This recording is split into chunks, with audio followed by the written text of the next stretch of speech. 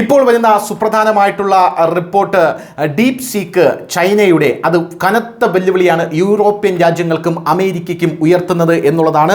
AI-യുടെ മോഡലായിട്ടുള്ള ChatGPT-ക്ക് വെല്ലുവിളിയായി വന്ന deep seek ആദ്യമായി ഒരു യൂറോപ്യൻ രാജ്യത്ത് നിരോധിക്കപ്പെട്ടിരിക്കുന്നു, അല്ലെങ്കിൽ ഡീപ് സീക്കിന് നിരോധനം ഏർപ്പെടുത്തിയിരിക്കുന്നു.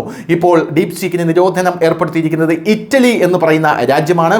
വ്യക്തിഗത ഡാറ്റ ചൈന ചോർത്തും എന്ന് പറഞ്ഞുകൊണ്ടാണ് ഡീപ് സീക്കിനെ ഇപ്പോൾ ഇറ്റലിയിൽ നിരോധിച്ചിരിക്കുന്നത് എന്ന റിപ്പോർട്ടുകളാണ് വരുന്നത്.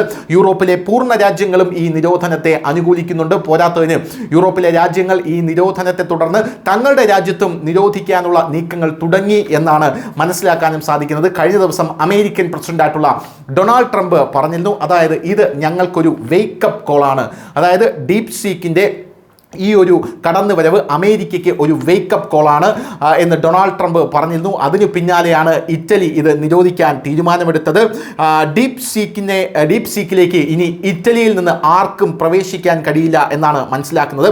ഡാറ്റ പ്രൊട്ടക്ഷൻ അതോറിറ്റിയാണ് വ്യാഴാഴ്ച ഈ പ്രഖ്യാപനം നടത്തിയത്. ഡീപ് സീക്ക് ഞങ്ങൾ നിരോധിക്കും എന്ന്. വിശദാംശങ്ങൾ, അതായത് സാധാരണക്കാരുടെ വിശദാംശങ്ങൾ ഡീപ് സീക്ക് ചോർത്തുന്നു എന്നാണ് അവർ കണ്ടുപിടിച്ചിരിക്കുന്നത്. വിശദ വിവരങ്ങൾ അതോറിറ്റി തേടിയ ശേഷം ഡീപ് സീക്കിനെ നിരോധിക്കാനുള്ള തീരുമാനം ഉണ്ടായിരിക്കുന്നത് എന്ന് മനസ്സിലാകുന്നു. വ്യക്തിഗത ഡേറ്റകൾ എന്തിന് ശേഖരിക്കുന്നു എന്നൊരു ചോദ്യം ഡീപ് സീക്കിനോട് ചോദിച്ചിട്ടുണ്ട്. അതിൻ്റെ ഉറവിടം എന്താണ് എന്ന് ചോദിച്ചിട്ടുണ്ട്. ഇതിൻ്റെ ഉദ്ദേശ ലക്ഷ്യം എന്താണ്? അതായത് നിങ്ങൾ വ്യക്തിഗത വിവരങ്ങൾ ശേഖരിക്കുന്നതിൻ്റെ, സാധാരണക്കാരൻ്റെ ഡേറ്റ ശേഖരിക്കുന്നതിൻ്റെ ഉറവിട ലക്ഷ്യങ്ങൾ എന്താണ്? ഇതിന് പിന്നിൽ ചൈനയാണോ എന്ന ചോദ്യം ചോദിച്ചിട്ടുണ്ട്. നിയമപരമായിട്ടുള്ള കാരണങ്ങൾ എന്താണ് ഈ വ്യക്തിഗത ഡേറ്റകൾ നിങ്ങൾ ശേഖരിക്കാനുള്ള എന്നും ചോദിച്ചിട്ടുണ്ട്. ഈ ഡാറ്റകൾ ചൈനയിൽ സ്റ്റോർ ചെയ്യുന്നുണ്ടോ എന്നുള്ളതായിരുന്നു ഇവരുടെ പ്രധാനപ്പെട്ട ചോദ്യം എന്ന് പറയുന്നത്.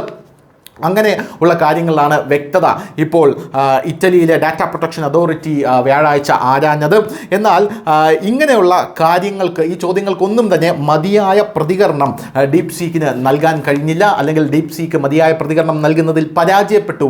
അതുകൊണ്ടാണ് ഇപ്പോൾ ഡീപ് സീക്കിനെ ഇറ്റലി നിരോധിക്കാൻ തീരുമാനിച്ചിരിക്കുന്നത്. ഇറ്റലിയിലെ ആപ്പിളിൽ നിന്നും ഗൂഗിൾ പ്ലേ സ്റ്റോർ എന്നിവയിൽ ഡീപ് സീക്ക്, അവിടെ നിന്നൊന്നും തന്നെ ഡീപ് സീക്ക് ഡൗൺലോഡ് ചെയ്യാൻ ഇനി കഴിയില്ല എന്ന റിപ്പോർട്ടുകൾ പുറത്തു വരുന്നു. യൂറോപ്യൻ രാജ്യങ്ങളും കൂടുതൽ രാജ്യങ്ങളും ഡീപ് സീക്ക് നിരോധിക്കുന്ന കാര്യം ഇപ്പോൾ പരിഗണിച്ചു വരികയാണ്. News desk, news India Malayalam.